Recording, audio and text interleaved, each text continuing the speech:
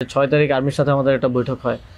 3 বাহিনী প্রধান তারপর রাষ্ট্রপতি প্রায় 4 ঘন্টার একটা বৈঠক হয়, যেটার মূল কথাটা ছিল যে সেনাপ্রধানের দিক থেকে মূল ভেটোটা ছিল যে ডক্টর মোহাম্মদ ইউনূস কেন, why not any other person.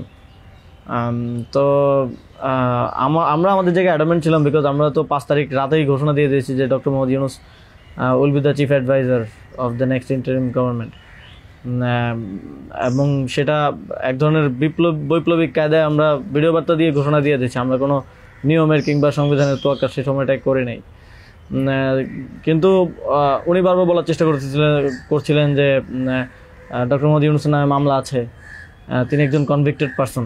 একজন কনভিক্টেড পারসন আসলে কীভাবে হতে পারে, একটা দেশের প্রধান উপদেষ্টা হতে পারে।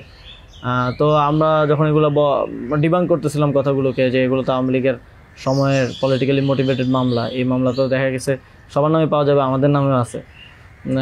তো এটা বলার পর আবার ওনারা আরেকটা কথা বললেন যে সোসাইটির একটা বড় অংশ তো আসলে ওনাকে হেট করে, এবং বড় অংশ বলতে উনি তখন সরাসরি বলেছেন যে আওয়ামী লীগের অন্তর্বর্তীকালীন সরকারটা তো সবার কাছে গ্রহণযোগ্য হতে হবে।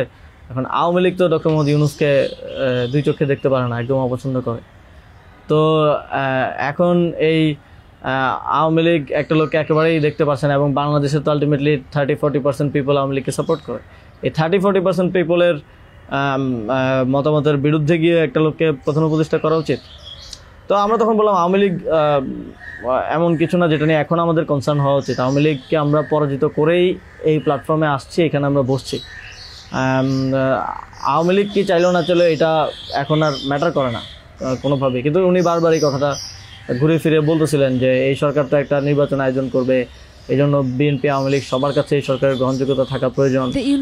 আওয়ামী লীগ তো ডক্টর মোহাম্মদ ইউনূসকে একেবারেই দেখতে পারে না, ওনাকে আওয়ামী লীগ মেনে নেবে না উনি আসলে। কিন্তু আমাদের কথা ছিল যে আওয়ামী লীগ তো এখন আর এই মুহূর্তে ডিসিশন মেকিং এ আওয়ামী লীগ ম্যাটার করে না। এটা গণহত্যা ঘটনার পরে সে কি ভাবলো বা তার কি position, that doesn't matter. US Secretary of State Marco Rubio said he would now take the offer to the Russians 4 ঘন্টা এই বিষয়ের উপরে ডিসকাশন হয়, কারণ আধা ঘন্টা হয়তো অন্যান্য ইস্যুস নিয়ে ডিসকাস হয়েছিল। Today we made an offer that the Ukrainians have accepted, which is to enter into a ceasefire and into immediate negotiations. আর বাকি আমাদের সাথে যারা ছিল তারা বাইরে অপেক্ষা করছিল। আসিফ স্যার ছিল, তারপরে তানজিমুদ্দিন স্যারও ছিল, আরো সমন্বয়করা ছিলেন, আরো 10-12 সবাই বাইরে অপেক্ষা করছিল আর কি এই 4 ঘন্টা। তো তারা বারবার 2বার হচ্ছে বিরতি দিয়ে আমাদেরকে আবার ভাবতে বলে আবার চলে যেত, আবার এসে আবারও একই জায়গা থেকে কথা শুরু করতো। মানে আমরা বুঝতে পারছিলাম যে ডক্টর মোহাম্মদ ইউনূসকে এখানে এস্টাবলিশমেন্ট কোনোভাবেই চাচ্ছে না। Which launched a full-scale invasion of its smaller neighbor in February 2022. Ukraine President Volodymyr Zelensky, who was in Saudi Arabia but did not participate